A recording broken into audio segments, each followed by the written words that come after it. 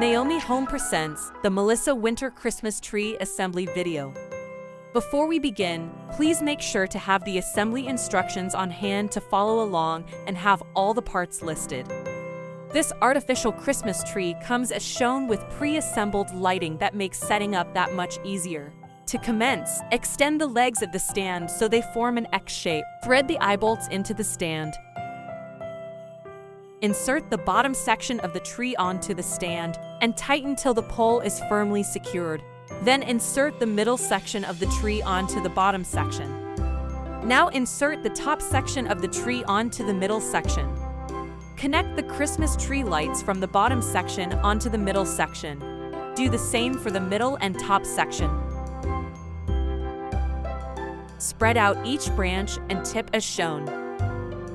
Fluff up the tree and fill in any gaps or holes, and the tree will look more full.